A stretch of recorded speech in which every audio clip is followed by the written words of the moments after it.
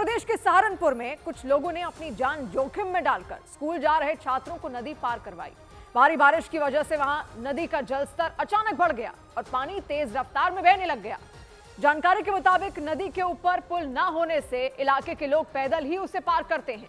इस बीच मूसलाधार बारिश ने वहां के लोगों की परेशानी बढ़ा दी और बारिश के बाद नदी का जलस्तर बढ़ने से उसे पार करना बेहद खतरनाक हो गया। इस बीच स्कूल जा रही कुछ बसें वहां पहुंच गईं, लेकिन नदी में पानी का तेज बहाव देखकर छात्र खौफ से भर गए। इन हालात में इलाके के कुछ लोग मदद के लिए आगे आए और उन्होंने अपनी जान जोखिम में डालकर उन छात्रों को नदी के उस पार पहुंचाया। वो लोग तेज बहाव के बीच एक चेन बनाकर खड़े हो गए। इसके बाद उन्होंने एक एक छात्र को सहारा देकर नदी पार करवाया। उन लोगों ने स्कूल जा रही टीचरों की भी मदद की। हालांकि पानी के तेज बहाव की वजह से कई बार उन लोगों को खड़े होने में भारी परेशानी हुई। जरा सी गलती से बहने का खतरा था, लेकिन उन लोगों ने जब तक सभी छात्रों को नदी के उस पार नहीं पहुंचाया, तब तक वो वहां से नहीं हटे। बाद में इलाके के लोगों ने प्रशासन और सरकार से ये मांग की कि नदी के ऊपर जल्द से जल्द पुल बनवाया जाए, ताकि छात्रों को इस तरह जान जोखिम में डालकर स्कूल न जाना पड़े। नदी के उफनने से इलाके के कई गाँव का भी संपर्क टूट गया। और सहारनपुर की तरह ही उत्तर प्रदेश के कासगंज में भी नदी के खौफनाक रूप धारण करने से लोगों की परेशानियां बढ़ गई। वहां गंगा में आया उफान आसपास के 50 से ज्यादा गांवों के लिए मुसीबत बन गया। गांव गंगा में आई बाढ़ की चपेट में आने से उन गांवों में रहने वाले लोग बेहाल हो गए। उत्तर प्रदेश के कई इलाकों में जारी मूसलाधार बारिश के बाद गंगा नदी ने रौद्र रूप ले लिया और गंगा में आए इसी सैलाब की चपेट में आने से कासगंज के आसपास के 50 से ज्यादा गांव बाढ़ की चपेट में आ गए। कई गांवों का संपर्क तो शहरों से पूरी तरह कट गया। वहां आने जाने के लिए बनी सड़कें पानी में डूब गईं। कई जगहों पर तो सड़कें तक बह गईं। उन्हें देखकर ऐसा लगा जैसे किसी ने रेत से सड़कें बनाई हो और समंदर की लहर उन्हें अपने साथ एक झटके में बहा कर ले गई। गांव के गांव पानी में डूब गए। कुछ जगहों पर तो हालात इतने बिगड़ गए कि लोगों के मकान बरसाती पानी की चपेट में आ गए। कई मकान तो आधे से ज्यादा डूब गए। कई कच्चे मकान बहने की खबरें आई और पक्के मकानों की भी हालत खस्ता हो गई। उनमें कई मकानों की दीवारें ढहने की कगार पर पहुंच गई।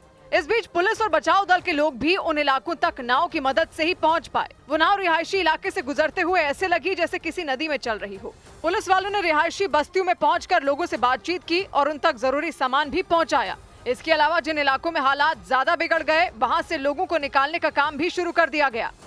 और इस सब के बीच उत्तराखंड के धराली गांव में आई आपदा के एक हफ्ते बाद भी लापता हुए लोगों को ढूंढने का काम जारी रहा। वहां चारों तरफ फैले मलबे के नीचे कई लोगों के दबे होने की आशंका जताई गई। इस बीच वहां बारिश होने से राहत बचाव के अभियान में परेशानी का सामना करना पड़ा, लेकिन इसके बावजूद राहत और बचाव अभियान में जुटे लोग वहां डटे रहे। उत्तराखंड पुलिस के अलावा दमकल विभाग, आपदा प्रबंधन, सेना और एसडीआरएफ की कई टीमों ने लापता हुए लोगों की तलाश तेज कर दी। हालांकि इस काम में मलबे को हटाना सबसे बड़ी चुनौती बन गया। ऐसा इसलिए क्योंकि मलबा अब भी पूरी तरह सूखा नहीं है। ऐसे में गीले मलबे को हटाने में राहत टीम को कड़ी मशक्कत करनी पड़ी। आपदा के बाद अब भले ही रेस्क्यू ऑपरेशन पूरा हो गया हो, लेकिन अब सर्च ऑपरेशन चल रहा है। यहाँ पर आप देखेंगे उत्तराखंड एसडीआरएफ है, उत्तराखंड फायर है, आपदा प्रबंधन की टीम है। इस बीच बचाव अभियान में जुटे लोगों की मुसीबत तब बढ़ गई जब अचानक खीर गंगा नदी में पानी का बहाव एक बार फिर तेज हो गया। खीर गंगा नदी के रास्ते ही धराली में सैलाब आया था। देर शाम को यहाँ पर एक बार फिर खीर गंगा से जो पानी का बहाव था तेज हो गया था, जिसकी वजह से हम लोगों को भी यहीं पर दूसरी तरफ रोक दिया गया था। इसकी वजह से वहां बने कुछ अस्थायी पुल तबाह हो गए। बाद में उन पुलों की मरम्मत का काम भी शुरू कर दिया गया, ताकि राहत और बचाव अभियान में कोई समस्या न आए, क्योंकि पुलों के बनने से राहत बचाव का काम तेज हो जाएगा। हालांकि धराली में आई आपदा के बाद वहां भागीरथी नदी का पानी रुकने और एक बड़ी झील बनने से मुश्किलें बढ़ गई। उस झील की वजह से वहां जाने वाली सड़क और कुछ दूसरे रास्ते पानी में डूब गए।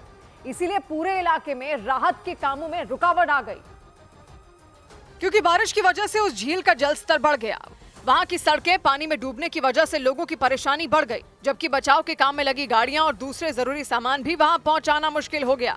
ऐसे में आर्मी के जवान उस झील में रास्ता बनाने की कोशिश करते नजर आए। वो पानी में बड़े बड़े पत्थर डालकर आने जाने के लिए रास्ता बनाते दिखे। 5 अगस्त को धराली और हर्षिल में बादल फटने की घटनाओं की वजह से पहाड़ों से भारी मात्रा में मलबा और पानी बहकर आया और उससे भागीरथी नदी की दिशा बदल गई। जबकि हर्षिल के पास पहाड़ी से मलबा गिरने से नदी का पानी ही रुक गया और वहां एक अस्थायी झील बन गई। बारिश के कारण उस झील का जलस्तर बढ़ने की वजह से राहत और बचाव के काम में भी रुकावट आ गई, जबकि इस झील के बनने से निचले इलाकों में भी बाढ़ आने का खतरा बढ़ गया। यही वजह रही कि आर्मी के जवानों ने पत्थरों के सहारे अस्थायी रास्ता बनाना शुरू कर दिया। इधर उत्तराखंड के उत्तरकाशी में आई आपदा के बाद गंगोत्री धाम वीरान हो गया। वहां बाजार, होटलों और ढाबों पर सन्नाटा पसर गया। ऐसे में होटल और ढाबे चलाने वाले लोगों की आमदनी भी रुक गई। उत्तरकाशी के धराली गांव में जब आपदा आई थी तो गंगोत्री धाम को जोड़ने वाला हाईवे भी पूरी तरह तबाह हो गया था। इसीलिए प्रशासन ने गंगोत्री धाम की यात्रा रोक दी थी और उसके बाद गंगोत्री धाम बिल्कुल सुनसान नजर आया। वहां मंदिर के पुजारियों के अलावा इक्का दुक्का लोग ही दिखाई दिए। लाखों की संख्या यहाँ पर श्रद्धालुओं की होती थी, वहाँ आज सन्नाटा पसरा है और इसीलिए प्रशासन 24 घंटे मुस्तैदी से ये काम कर रहा है ताकि यहाँ पर चार धाम यात्रा के इस मार्ग को दुरुस्त किया जा सके। उत्तरकाशी के धराली में आई आपदा ने वहाँ तबाही मचा दी थी और धराली के गंगोत्री धाम से जोड़ने वाला हाईवे भी इसकी चपेट में आकर ढह गया था। इसके बाद श्रद्धालुओं के लिए गंगोत्री धाम की यात्रा रोकनी पड़ी थी, जबकि गंगोत्री धाम में मौजूद रहे बड़ी संख्या में श्रद्धालु वहां फंसे रह गए थे। बताया गया कि धराली और गंगोत्री धाम के बीच रास्ता चालू कराने में प्रशासन को लंबा वक्त लग सकता है। हालांकि सेना के लिए सड़क बनाने वाले संगठन बीआरओ और सेना के जवान युद्ध स्तर पर गंगोत्री धाम हाईवे को जल्द से जल्द तैयार करने में जुट गए, लेकिन एक रोज पहले हुई वहां बारिश की वजह से उन्हें काफी दिक्कतों का सामना करना पड़ा। उधर बिहार की सीतामढ़ी में रातों नाम की एक छोटी नदी में एक मोटरसाइकिल सवार लड़का मोटरसाइकिल समेत बह गया। लगातार हो रही बारिश की वजह से रातों नदी में बाढ़ आ गई। बाइक सवार वो लड़का उस पर बनी एक पुलिया को पार करने की कोशिश कर रहा था, लेकिन नदी में पानी की तेज धारा का मुकाबला नहीं कर सका और उसमें बह गया।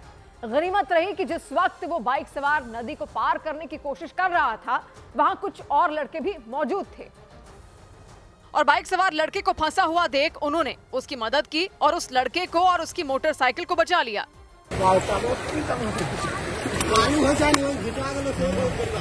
बाइक सवार लड़के के मुताबिक वो चोरौत इलाके के भंटा भारी गांव की तरफ जा रहा था। रातू नदी का पानी उस पर बनी पुलिया के ऊपर से तेज रफ्तार में बह रहा था। उसने अपनी बाइक से उसे पार करने की कोशिश की, लेकिन बीचों बीच पहुंचने पर वो फंस गया। उसकी मोटरसाइकिल बंद हो गई। बाइक से उतरकर वो उसे पानी में बहने से बचाने के लिए वहां खड़ा रहा। वहां मौजूद कुछ लड़कों ने उसकी मदद के लिए हाथ आगे बढ़ाया। हमारा हाथ पकड़ दन का सहारा ली, लेकिन पानी की धारा इतनी तेज थी कि वो उस मोटरसाइकिल सवार को बाहर नहीं खींच सके। अफरा तफरी के बीच बाइक समेत वो लड़का गहरे पानी में चला गया। हालांकि उसने हिम्मत नहीं हारी और गहरे पानी में जाने के बाद भी अपनी मोटरसाइकिल को पकड़े रहा। इतने में मदद कर रहे दो लड़के भी गहरे पानी में कूद गए। उन्होंने बाइक सवार को बचाने के लिए पूरी ताकत झोंक दी। काफी मशक्कत के बाद वो उस बाइक सवार को और उसकी बाइक को पानी से निकालने में कामयाब रहे। इधर बिहार के भागलपुर में बाढ़ की वजह से कोहराम मच गया और कई गांवों के लोग मकान खाली करने को मजबूर हो गए। भीषण बारिश के बाद वहां गंगा नदी अपने रौद्र रूप में आ गई। इसके बाद तो लोगों पर कुदरत का कहर टूट पड़ा। वहां गांव के गांव पानी में डूब गए और इस वजह से लोग अपना घर खाली करने को मजबूर हो गए। बाढ़ से हालात बिगड़ने की वजह से लोगों की परेशानी बढ़ गई। इस बीच वो सामान लेकर ऊंची जगहों पर शरण लेने के लिए मजबूर हो गए। भागलपुर जिले में बाढ़ की वजह से कई गांव तबाह हो गए। मकानों से लेकर खेतों तक पानी भर गया और सड़कों का तो नामो निशान ही मिट गया। जहां तक नजर गई सिर्फ पानी ही पानी नजर आया। इतना ही नहीं, वहां स्कूलों के अंदर भी पानी लबालब हो गया। इस वजह से उन स्कूलों को बंद कर दिया गया। जिले के कई इलाके तालाब में तब्दील हो गए और कुछ लोगों के मकान पानी में समाने की वजह से तो उन पर आफत आ गई। हालांकि इस बीच प्रशासन की तरफ से राहत और बचाव का काम भी तेज कर दिया गया, लेकिन पानी का जलस्तर बढ़ने की वजह से लोगों के ऊपर खतरा मंडराना शुरू हो गया। उधर बिहार के लखीसराय में बाढ़ के बीच लोगों से भरी एक नाव के पानी में डूबने से चीख पुकार मच गई। वहां बाढ़ की चपेट में आने के बाद कुछ लोग नाव के सहारे रास्ता पार कर रहे थे, लेकिन बीच रास्ते में अचानक उनकी नाव डगमगाने लग गई और इस वजह से वो लोग घबराकर पानी में कूद गए। उन लोगों को बाढ़ के पानी में तैरता देख सड़क पर भीड़ लग गई। इस हादसे को देखकर लोगों के रोंगटे खड़े हो गए। दिल दिला देने वाला यह हादसा लखीसराय जिले के बड़हिया प्रखंड में मौजूद मेहरामचक नाम के गांव में हुआ। जानकारी के मुताबिक वो लोग बाढ़ की वजह से एक नाव पर बैठकर एक गांव से दूसरे गांव जा रहे थे। तभी हवा का बहाव तेज होने की वजह से वो नाव डगमगाने लग गई और नाव पर बैठे लोगों ने घबराकर जान बचाने के लिए पानी में छलांग लगा दी। इस हादसे के बाद चारों तरफ अफरा तफरी का माहौल बन गया। हालांकि गनीमत रही कि इस हादसे में किसी की जान नहीं गई और बाद में प्रशासन की मदद से उन लोगों को सुरक्षित निकाल लिया गया।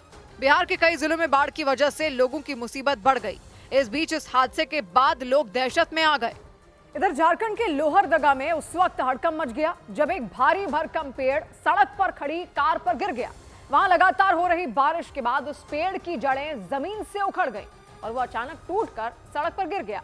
इस दौरान सड़क से गुजर रहे लोग दहशत में आ गए, क्योंकि जब वो पेड़ सड़क पर गिरने वाला था तभी एक मोटरसाइकिल सवार वहां से गुजरते दिखे। उस पेड़ की टहनी मोटरसाइकिल पर बैठे लोगों को छूते हुए निकल गई। गनीमत रही कि उस पेड़ की चपेट में आने से पहले ही वो निकल गए और उनकी जान बच पाई। लेकिन इस दौरान उस सड़क पर खड़ी एक कार बुरी तरह टूट गई। उस कार पर भारी भरकम पेड़ गिरने की वजह से उसके पीछे का हिस्सा तहस नहस हो गया। हालांकि इस हादसे के दौरान उस कार के अंदर कोई नहीं था और ऐसे में एक बड़ा हादसा होने से टल गया। लेकिन इस हादसे में वो कार बुरी तरह उस पेड़ के नीचे दब गई। पेड़ गिरने की यह घटना लोहरदगा जिले के किस्को थाना इलाके में हुई। वहां लगातार हो रही बारिश के बाद उस पेड़ के गिरने की वजह से रास्ता पूरी तरह बंद हो गया और इससे लोगों की परेशानी बढ़ गई। और लोहरदगा में पेड़ गिरने से लोगों की सांसें अटक गई तो झारखंड के ही हजारीबाग में लगातार हो रही बारिश के बाद पहाड़ खिसकने से दहशत फैल गई। वहां पहाड़ का एक बड़ा हिस्सा टूटने के बाद आसपास के इलाकों में रहने वाले लोगों के ऊपर खतरा मंडराने लग गया। इस वजह से पहाड़ के पास जाने पर भी रोक लगा दी गई, क्योंकि उस पहाड़ का एक हिस्सा अचानक भरभरा कर गिर गया। इस वजह से वहां भारी मात्रा में मलबा इकट्ठा हो गया। पहाड़ से मलबे को तेजी से नीचे आता देखकर लोगों के रोंगटे खड़े हो गए। वहां पत्थर के साथ मिट्टी गिरने की वजह से चारों तरफ धूल ही धूल दिखाई दी। कुछ सेकंड तक तो दिखना ही बंद हो गया। सड़क से कुछ दूरी पर पहाड़ ढहने से उसे देखने के लिए वहां लोगों की भीड़ इकट्ठा हो गई। वो मिट्टी पानी की वजह से बह रहा है, फिसल फिसल के मिट्टी निकल रहा है, पत्थर को रुकने का कोई जगह नहीं है। हजारीबाग जिले में कई दिनों से हो रही बारिश के बाद पहाड़ खिसकने से लोगों के होश उड़ गए।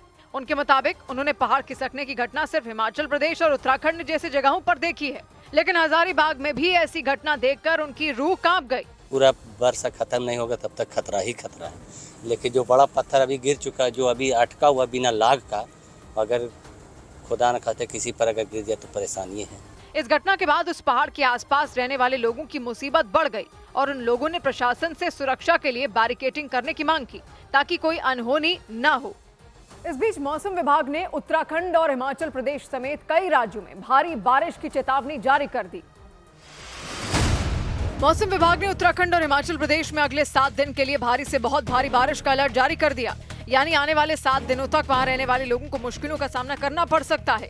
इसके अलावा मध्य प्रदेश, छत्तीसगढ़, पश्चिम बंगाल और दक्षिण भारत के कई राज्यों में भी मूसलाधार बारिश का अनुमान जताया गया। उत्तराखंड के चमोली में लगातार हो रही बारिश की वजह से गौचर और कमेडा के बीच पहाड़ से मलबा आने से बद्रीनाथ हाईवे बंद हो गया। हाईवे बंद होने की वजह से सड़क के दोनों तरफ जाम लग गया, जिससे बड़ी संख्या में यात्री फंस गए। हालांकि प्रशासन ने हाईवे खोलने के लिए तुरंत काम शुरू कर दिया। उत्तराखंड के रुद्रप्रयाग में मौसम विभाग ने अगले 2 दिनों के लिए अलर्ट जारी किया। मौसम विभाग के मुताबिक 2 दिनों में वहां भारी से बहुत भारी बारिश होने की संभावना है, जिसकी वजह से पहाड़ खिसकने और रास्तों पर मलबा आने का भी खतरा रहेगा। यात्रियों की सुरक्षा को देखते हुए केदारनाथ यात्रा को भी अगले 3 दिनों के लिए रोक दिया गया। बिहार के खगड़िया में आई भीषण बाढ़ का असर 1 लाख से ज्यादा लोगों पर पड़ा। बाढ़ में डूबे इलाकों में प्रशासन की तरफ से पहुंचाई जा रही मदद का जायजा लेने के लिए कई बड़े अधिकारी वहां पहुंचे। उन्होंने राहत और बचाव के काम में तेजी लाने के लिए कई निर्देश दिए। सभी के लिए राहत समय आपदा प्रबंधन विभाग की तरफ से जो भी राहत दिया जाता है सभी दिया जा रहा है। इधर देश के अलग अलग इलाकों में कुत्तों के हमलों की खबरों के बीच उत्तर प्रदेश के अमरोहा से भी ऐसा ही दिल दहला देने वाला मामला सामने आया। वहां गजरौला कस्बे में एक कुत्ते ने घर के बाहर खेल रहे 8 साल के एक बच्चे पर हमला कर दिया। कुत्ते के हमले में वो बच्चा बुरी तरह घायल हो गया। हालांकि बाइक सवार 2 लोगों ने कुत्ते को खदेड़कर बच्चे को बचा लिया, लेकिन तब तक वो कुत्ता बच्चे को कई जगह बुरी तरह नोच चुका था। कुत्ते ने हमला तब किया जब कुछ बच्चे घर के बाहर खेल रहे थे। तभी काले रंग का वो कुत्ता एक बच्चे को काटने के लिए उस पर झपटा, लेकिन वो बच्चा किसी तरह वहां से भाग निकला। इसके बाद उस कुत्ते ने दूसरे बच्चे पर हमला कर दिया। अचानक कुत्ते के हमले से वो बच्चा जमीन पर गिर गया, जिसके बाद कुत्ता उसे नोचने में जुट गया। हालांकि वहां पहुंचे बाइक सवार 2 लोगों ने कुत्ते को खदेड़कर उस बच्चे को बचा लिया।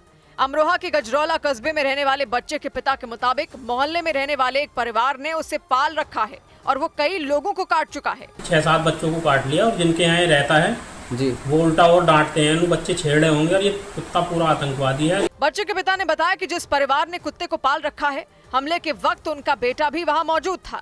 आरोप लगाया कि उसने ना तो बच्चे को बचाने की कोशिश की और न ही कुत्ते को रोकने की। उनका लड़का खुद खड़ा हुआ है और उसने नहीं बचाया, वो देखता रहा।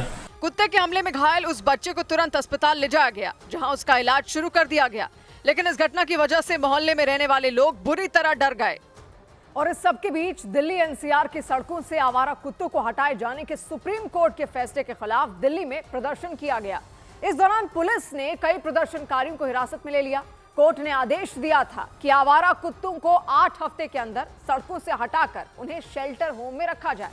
इसके पीछे कुत्तों के काटने की बढ़ती घटनाओं और रेबीज के बढ़ते खतरे की वजह बताया गया था।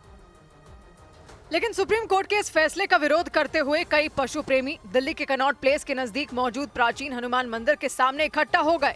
उन्होंने इस फैसले पर अपनी नाराजगी जताई और कोर्ट से फैसले पर दोबारा विचार करने की अपील की। लेकिन पुलिस ने वहां प्रदर्शन की इजाजत न दिए जाने का हवाला देकर कई प्रदर्शनकारियों को हिरासत में लेना शुरू कर दिया। जवानों ने वहां जुटे कई लोगों को पकड़कर बसों में बैठा दिया। इस पर प्रदर्शनकारी भड़क गए और अपने प्रदर्शन को और तेज करने की चेतावनी दे दी। हम जाएंगे, हम पुलिस स्टेशन जाएंगे, हम जेल में रहेंगे, हम करेंगे, हर रोज करेंगे, हर रोज पकड़ो हमें। इस प्रदर्शन में पशुओं के अधिकारों के लिए लड़ने वाली और पूर्व केंद्रीय मंत्री मेनका गांधी की बहन अंबिका शुक्ला भी शामिल हुई। उन्होंने कुत्तों को सड़कों से हटाए जाने के सुप्रीम कोर्ट के फैसले पर आपत्ति जताई। हमारी आवाज ना कोर्ट में सुनी जा रही है, ना सड़कों पे सुनाई जा रही है, ना कहीं भी हमको बोलने नहीं दिया रहा। इस बीच दिल्ली नगर निगम के मेयर ने साफ किया कि वो सुप्रीम कोर्ट के फैसले के तहत जल्द ही सड़कों से आवारा कुत्तों को हटाने का काम शुरू करवा देंगे। इधर उत्तर प्रदेश के हाथरस में सड़क से कार हटाने को लेकर विधायक की स्टिकर वाली कार में बैठे व्यक्ति से ट्रैफिक पुलिस का एक सिपाही भिड़ गया, जिसके बाद सड़क पर हंगामा खड़ा हो गया। उनके बीच कार हटाने को लेकर जमकर बहस हुई। थोड़ी ही देर में सड़क पर लोगों की भीड़ जमा हो गई। घटना तब हुई जब सासनी कोतवाली इलाके से गुजरने वाले हाईवे के किनारे सफेद रंग की एक कार पहुंची। दावा किया गया कि वो कार हाईवे के किनारे रुक गई, जिसकी वजह से वहां जैम जैसे हालात बन गए। और उस पर वहां तैनात एसपी सिंह नाम के ट्रैफिक पुलिस के सिपाही ने कार हटाने के लिए कहा। जो कार हाईवे पर रुकी थी उस पर विधायक का स्टिकर और बीजेपी का झंडा भी लगा था। सिपाही के टोकने पर कार में बैठे व्यक्ति भड़क गए और उन्होंने गाड़ी हटाने से इनकार कर दिया। इसी बात को लेकर उन दोनों के बीच बहस शुरू हो गई। की उम्र है इसीलिए आपकी इज्जत कर रहा हूँ, इज्जत कर रहा हूँ भाई साहब। इज्जत क्या कर रहे हो तुम? रोड में जाम लगवा रहे हो, रोड में पब्लिक परेशान कर रहे हो, हम जगह हटो हटो बदनामी कर रहे हो।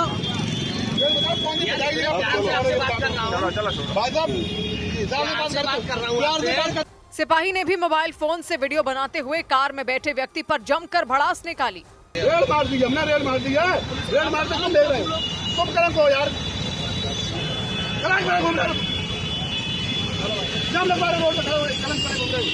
उनके बीच काफी देर तक बहस होती रही। हंगामा सुनकर वहां भीड़ जमा हो गई। कुछ पुलिस वाले भी वहां पहुंच गए। दोनों को समझाया गया लेकिन बात नहीं बनी। मैं आपसे दोगुना पढ़ा हूँ, आपसे किसी क्षेत्र मैं तुमसे ज्यादा पढ़ा हूँ, मैं तुमसे ज्यादा पढ़ा हूँ, अरे मैं तुमसे ज्यादा पढ़ा बैठा हूँ, तुमसे ज्यादा मैं आपसे ज्यादा पढ़ा किसी क्षेत्र में। करीब 20 से 25 मिनट के बाद वो व्यक्ति कार लेकर वहां से चले गए। बाद में उस व्यक्ति की पहचान चौधरी तपेश के रूप में हुई, जो बीजेपी के एमएलसी ऋषिपाल सिंह के बेटे हैं। उधर उत्तर प्रदेश के आजमगढ़ में पुलिस ने 24 साल से होमगार्ड की ड्यूटी कर रहे एक हिस्ट्री शीटर को पकड़ने का दावा किया। पुलिस के मुताबिक मुबारकपुर थाने पर तैनात निरंकार राम नाम के होमगार्ड की नियुक्ति 2001 में हुई थी, लेकिन नियुक्ति के बाद उनके खिलाफ आजमगढ़ समेत कई जिलों में रेप, चोरी और गांजा तस्करी के मामले दर्ज किए गए थे। हैरानी की बात यह कि इसमें 6 मुकदमे उसी थाने में दर्ज किए गए थे जिसमें निरंकार राम तैनात थे। लेकिन इन सब के बाद वो पुलिस और प्रशासन की आंखों में धूल झोंककर थाने पर ड्यूटी करते रहे। यानी होमगार्ड रहते हुए निरंकार राम ने गंभीर अपराधों को अंजाम दिया और बड़े ही आराम से थाने पर ड्यूटी भी करते रहे। वर्ष 2003 से अब तक उसके ऊपर 8 आपराधिक मामले दर्ज किए गए, जिसमें पास्को एक्ट, गांजा तस्करी और चोरी जैसे संगीन मामले दर्ज किए गए। निरंकार राम पर 2003 से शुरू हुई मुकदमों की फेहरिस्त 2017 तक जारी रही। कुछ साल पहले निरंकार राम को बर्खास्त किया गया था, लेकिन उन्होंने हाईकोर्ट में अपील की थी। कोर्ट के आदेश पर 2021 में मुबारकपुर थाने पर उनकी दोबारा ड्यूटी लगाई गई थी, लेकिन 4 साल बाद एक बार फिर उनके खिलाफ मामला गरमाया और पुलिस अधिकारियों से हिस्ट्री शीटर निरंकार राम के खिलाफ शिकायत की गई। पुलिस अफसरों ने पुराने मामले की जांच के आधार पर निरंकार राम पर कार्रवाई की। कमांडेंट होमगार्ड द्वारा इस होमगार्ड को ड्यूटी से निलंबित कर दिया गया है। आजमगढ़ जिले में होमगार्ड के हिस्ट्री शीटर निकलने का ये कोई पहला मामला नहीं है। इससे पहले मेनगर थाने पर तैनात रहे होमगार्ड नंदलाल यादव उर्फ नकदू यादव पर गैंगस्टर एक्ट के तहत मुकदमा होने के बाद भी 35 साल तक ड्यूटी करने का आरोप लगाया गया था। इधर जस्टिस यशवंत वर्मा के खिलाफ लोकसभा में महाभियोग प्रस्ताव मंजूर हो गया। काशकांड मामले में दिल्ली हाईकोर्ट के जज रहे जस्टिस यशवंत वर्मा को हटाने के लिए महाभियोग प्रस्ताव को लोकसभा स्पीकर ओम बिरला ने मंजूरी दे दी। इस मामले में स्पीकर ने जांच के लिए 3 सदस्यों की एक कमेटी बना दी। इसमें सुप्रीम कोर्ट, हाई कोर्ट के एक जज और एक कानूनविद शामिल हैं। जांच समिति की रिपोर्ट आने तक महाभियोग का प्रस्ताव लंबित रहेगा। 14 मार्च को यशवंत वर्मा के घर से अधजले 500 के नोटों की गड्डियां मिली थी। पाए गए आरोप इस प्रकृति के हैं कि उक्त न्यायाधीश को हटाने की कार्रवाई शुरू करने की आवश्यकता है। विमानों के संचालन पर नजर रखने वाली भारत सरकार की संस्था DGCA ने एयरलाइन कंपनी इंडिगो को नोटिस भेज दिया। इंडिगो को ये नोटिस 1700 पायलटों की गैर प्रमाणित सिमुलेटर पर ट्रेनिंग देने के आरोपों पर भेजा गया। सिमुलेटर एक ऐसी मशीन होती है जिसकी मदद से पायलटों को विमान उड़ाने से पहले ट्रेनिंग दी जाती है। विधानसभा चुनाव से पहले बिहार में राहुल गांधी 17 अगस्त से वोट अधिकार यात्रा शुरू करेंगे। वोटर वेरिफिकेशन और चुनाव में वोट चोरी के आरोप पर कांग्रेस नेता की वोट अधिकार यात्रा 25 जिलों से गुजरेगी, जो रोहतास जिले से शुरू होकर पटना तक पहुंचेगी।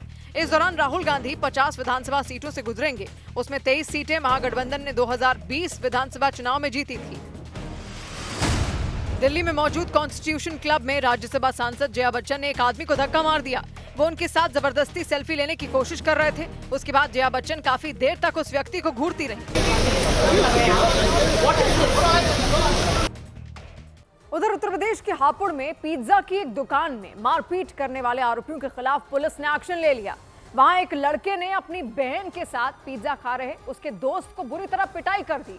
घटना कुछ रोज पहले की बताई गई। आरोपी लड़के की बहन अपने दोस्त के साथ पिज्जा खाने के लिए गई थी, लेकिन इसी दौरान आरोपी वहां लोहे की रॉड लेकर पहुंच गया। उसने आव देखा न ताव अपनी बहन के दोस्त पर हमला बोल दिया।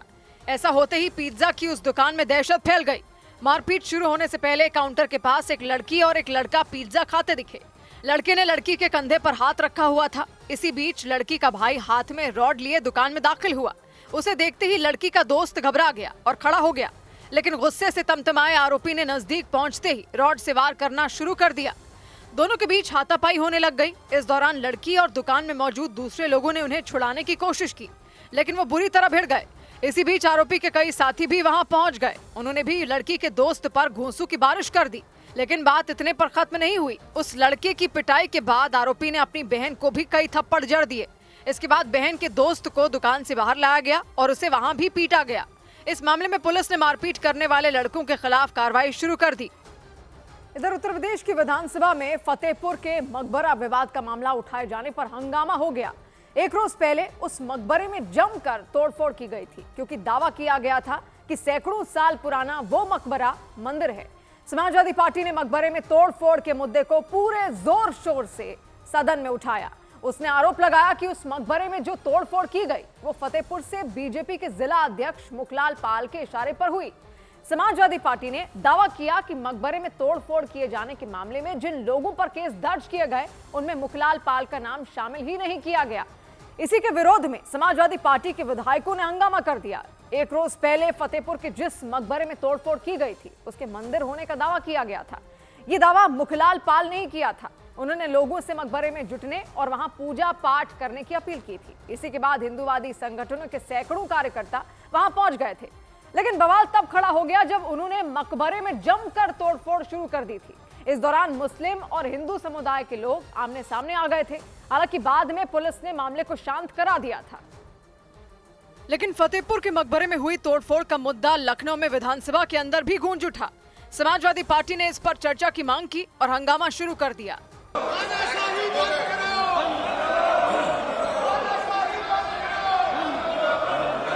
उत्तर प्रदेश विधानसभा में विपक्ष के नेता माता प्रसाद पांडे ने मकबरे के मुद्दे को उठाया। उन्होंने राज्य सरकार पर मुस्लिम समुदाय को टारगेट करने का आरोप लगाया।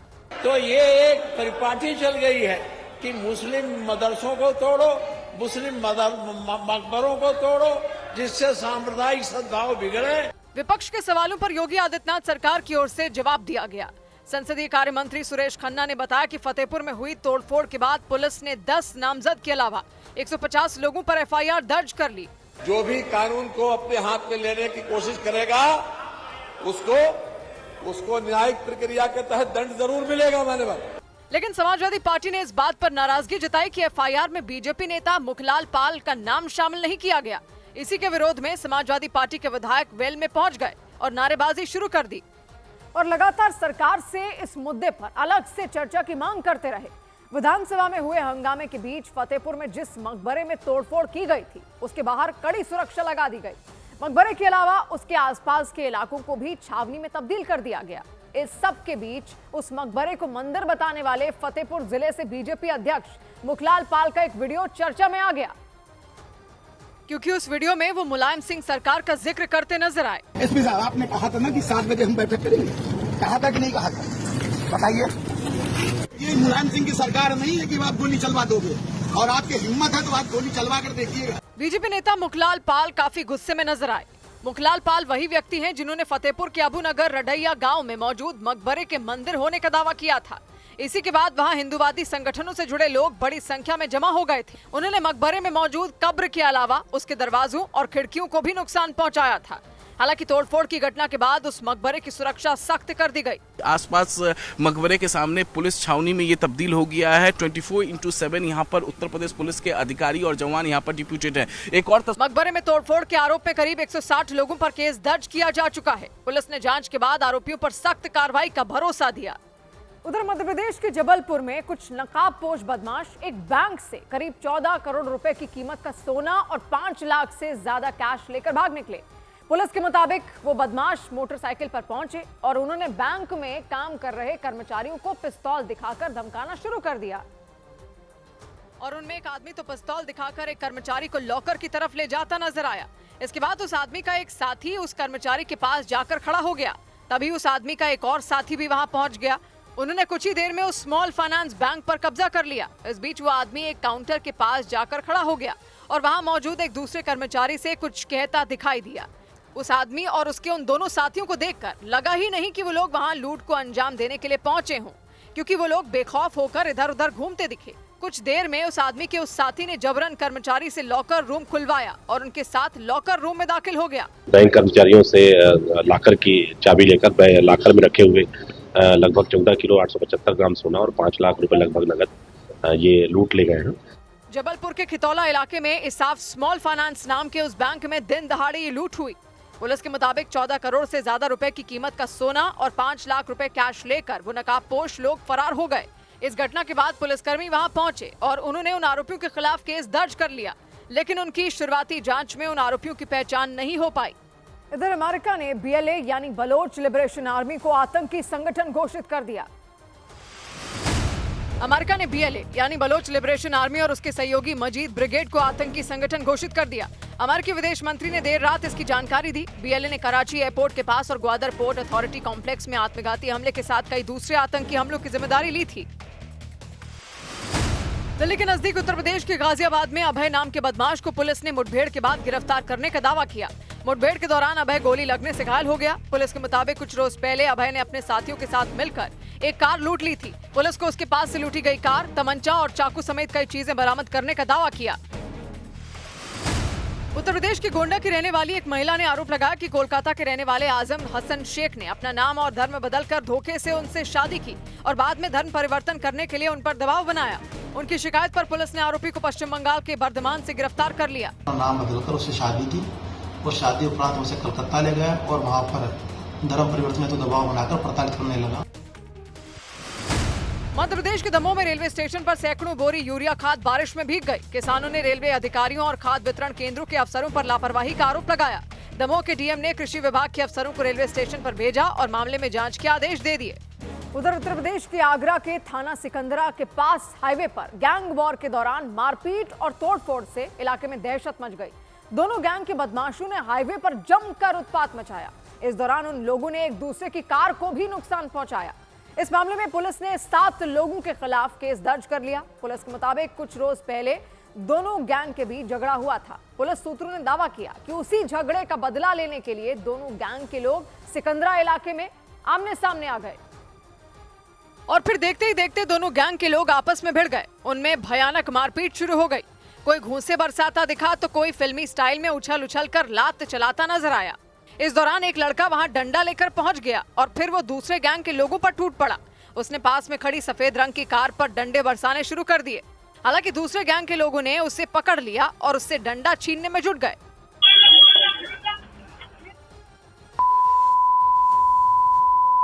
आसपास कुछ लोग भी खड़े दिखाई दिए, लेकिन किसी की भी हिम्मत उन्हें रोकने की नहीं हुई। इसी वजह से दोनों गैंग के लोग काफी देर तक आपस में लड़ते रहे। दोनों गैंग के लोगों ने एक दूसरे की कार को भी तोड़ दिया। पुलिस के मुताबिक ये पूरा बवाल आगरा के सिकंदरा थाना इलाके में हुआ। बताया गया कि कुछ रोज पहले इन दोनों गैंग के बीच झगड़ा हुआ था। उसी झगड़े का बदला लेने के लिए दोनों गैंग के लोग सिकंदरा तिराहे पर अपनी अपनी कार से पहुंचे थे। इस मामले में पुलिस ने 7 लोगों के खिलाफ केस दर्ज कर जांच शुरू कर दी। इधर मध्य प्रदेश के ग्वालियर में मामूली झगड़े के बाद कुछ लोगों ने अपने ही रिश्तेदारों को कार से कुचलने की कोशिश की। इस घटना को जिसने भी देखा वो दहशत से भर गया। पुलिस के मुताबिक एक ही परिवार के उन लोगों के बीच किसी बात को लेकर पहले भी झगड़ा हुआ था। माना जा रहा है कि उसी का बदला लेने के लिए उन लोगों ने अपने रिश्तेदारों पर कार चढ़ा दी, और वो भी ऐसे कि देखने वालों की रूह कांप उठी। इस घटना से पहले ग्वालियर के मिलावती इलाके में कुछ लोग सड़क किनारे खड़े नजर आए। वो आपस में कुछ बातचीत कर रहे थे। तभी एक सफेद रंग की कार वहां आई और उसने उन लोगों को जोरदार टक्कर मारी। टक्कर भी ऐसी कि वो लोग हवा में उछल गए। उनमें एक व्यक्ति तो अपनी बाइक समेत कई फीट दूर जाकर गिरा। इसके बाद उस कार वाले ने अपनी कार थोड़ा पीछे ली और फिर जमीन पर गिरे लोगों को कुचलने की कोशिश की। इस दौरान उनमें एक व्यक्ति बचकर भाग निकला, लेकिन दूसरा व्यक्ति बाइक के नीचे फंस गया। उसका निकलना मुश्किल दिखा। इसी बीच एक और कार वहां आई। उन दोनों कारों से उतरे लोगों ने जमीन पर गिरे उस आदमी को पहले तो लात घूंसू से मारा और फिर कार से एक डंडा निकालकर उस पर ताबड़तोड़ वार किए। पुलिस ने दावा किया कि दोनों तरफ के लोग आपस में रिश्तेदार हैं और उनके बीच पहले भी मारपीट हो चुकी है। फरियादी पक्ष से उन्होंने पहले आरोपी पक्ष की मारपीट कर दी थी, तो आरोपी पक्ष इनसे बदला लेने के लिए आए थे। हालांकि इस घटना के बाद पुलिस ने 3 लोगों के खिलाफ हत्या की कोशिश का मुकदमा दर्ज करते हुए उन्हें पकड़ने की कोशिश तेज कर दी। उधर मध्य प्रदेश के दमोह में खाद न मिलने से परेशान कई किसानों ने खाद की बोरियों से भरा ट्रक लूट लिया। प्रशासन के मुताबिक वहां खाद के लिए हजारों किसान पहुंच गए, लेकिन खाद की बोरियां इतनी नहीं थी। इसी वजह से जिनके पास टोकन था उन्हें खाद की बोरियां बांटी जा रही थी। खाद की बोरियों की कमी पर कुछ किसान भड़क गए और उन्होंने खाद की बोरियों से भरे ट्रक पर धावा बोल दिया। हालांकि वहां मौजूद किसानों ने आरोप लगाया कि खाद बांटने में अधिकारियों ने धांधली की और उनके मुताबिक इसी के बाद वहां खाद की बोरियों की लूट मच गई। कई किसान पीले रंग की खाद की बोरियों से भरे उस ट्रक पर चढ़ गए। उनमें कई लोगों ने वो बोरियां उठाई और वहां से चलते बने। वहां मौजूद किसानों ने आरोप लगाया कि वो घंटों तक खाद की लाइन में लगे रहे, लेकिन उनमें कई लोगों को तो टोकन तक नहीं दिए गए। टोकन दे जाए फिर खाद मिले, तो अभी भी लेन में खड़े 4 घंटा हो गए हैं सर। आरोप तो ये भी लगाया गया कि खाद बांटने वाले अधिकारियों ने टोकन बांटने के काम में धांधली की। इसी वजह से टोकन कम पड़ गए। जिसकी सेटिंग है, जिसके पास पैसे दे रहे, कमीशन दे रहे, उनको 5-5-6 कूपन दे रहे हैं। हालांकि जिले के कलेक्टर ने किसानों को भरोसा दिया कि खाद की कोई कमी नहीं है और सभी किसानों को खाद मिल जाएगी। अनुशासन, धैर्य और संयम बनाए रखें, नहीं तो आपका धैर्य खोने से सभी को नुकसान हो सकता है। प्रशासन के मुताबिक वहां 3000 किसानों को बांटने के हिसाब से खाद लाई गई थी, लेकिन खाद लेने के लिए वहां करीब 9000 से ज्यादा किसान पहुंच गए, मतलब करीब 3 गुना।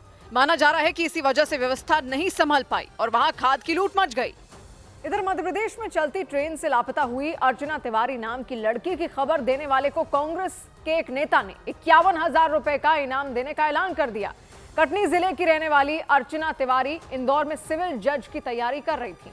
बताया गया कि वो रक्षाबंधन पर अपने घर जाने के लिए इंदौर से रवाना हुई थी। वो नर्मदा एक्सप्रेस ट्रेन के एसी कोच में बैठकर कटनी जा रही थी। बताया गया कि भोपाल पहुंचने तक उनकी अपने परिवार वालों से बात हुई थी, लेकिन जब ट्रेन कटनी साउथ स्टेशन पर पहुंची तो अर्चना तिवारी का परिवार उनसे संपर्क नहीं कर पाया था और कई घंटे बीत जाने के बाद भी अर्चना तिवारी का कुछ पता नहीं चल पाया। उनके परिवार के लोगों ने थाने में उनकी गुमशुदगी की रिपोर्ट दर्ज करा दी थी। इस बीच कटनी युवा कांग्रेस के जिलाध्यक्ष दिव्यांशु मिश्रा ने अर्चना तिवारी के बारे में जानकारी देने वाले को 51,000 का इनाम देने का ऐलान कर दिया। पता बताने वाले को मैं अपनी ओर से 51,000 रुपए की राशि देने की घोषणा करता हूं। मेरा मोबाइल नंबर है 9675555555।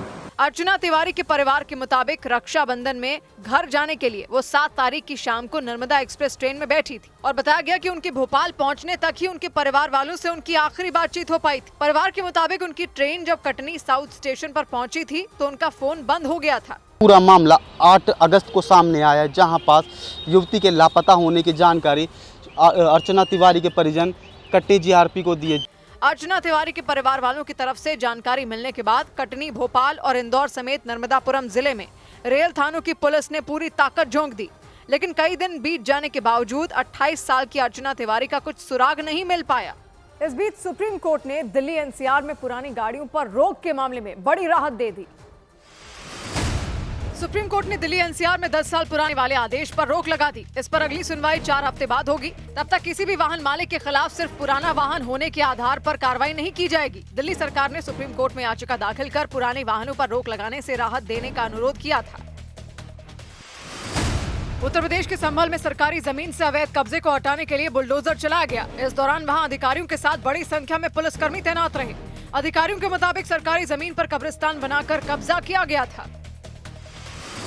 दिल्ली में सरकार ने स्कूलों में 21,000 स्मार्ट क्लासरूम तैयार करने की योजना बनाई। दिल्ली के शिक्षा मंत्री आशीष सूद के मुताबिक स्कूलों में एआई यानी आर्टिफिशियल इंटेलिजेंस और आधुनिक तकनीक का इस्तेमाल किया जाएगा।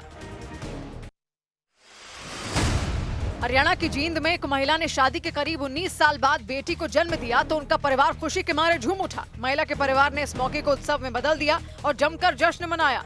बच्ची के जन्म के बाद हुए कार्यक्रम में करीब 8,000 लोग शामिल हुए। बहू का तो सम्मान उन्हें बहुत मिला, लेकिन जो बाद माँ उनका सम्मान मिला नहीं, वह खुशी सबसे अलग है। इधर उत्तर प्रदेश की मथुरा में बीजेपी की तिरंगा यात्रा के दौरान पार्टी के कार्यकर्ताओं के 2 गुटों में धक्का मुक्की और मारपीट हो गई। बताया गया कि बीजेपी के कार्यकर्ता नेताओं के साथ फोटो खिंचवाने के लिए आपस में भिड़ गए। चौंका देने वाली घटना तब हुई जब वहां स्वतंत्रता दिवस से पहले तिरंगा यात्रा निकाली गई। इस यात्रा में इलाके के विधायक श्रीकांत शर्मा समेत बीजेपी के कई नेता शामिल हुए। उन्होंने सैकड़ों कार्यकर्ताओं के साथ सड़कों और गलियों में पैदल तिरंगा यात्रा निकाली। लेकिन इसी दौरान बीजेपी कार्यकर्ताओं के 2 पक्षों में धक्का मुक्की शुरू हो गई और वो धक्का मुक्की देखते ही हाथापाई में बदल गई। तिरंगा यात्रा के दौरान जमकर लात घूंसे चले। कुछ लोग तो हाथों में लिया तिरंगा अपने साथियों को थमाकर लड़ाई में कूद गए। वहां काफी देर तक बवाल चलता रहा। स्वतंत्रता दिवस से पहले बीजेपी ने हर घर तिरंगा अभियान चलाया। इसी के तहत मथुरा में भी तिरंगा यात्रा निकाली गई। इस यात्रा की अगुवाई मथुरा से बीजेपी विधायक श्रीकांत शर्मा ने की। झगड़ा शुरू होने से पहले वहां लोग देशभक्ति वाले गानों पर झूम रहे थे, लेकिन इसी बीच बीजेपी के ही कार्यकर्ता एक दूसरे के खून के प्यासे बन गए।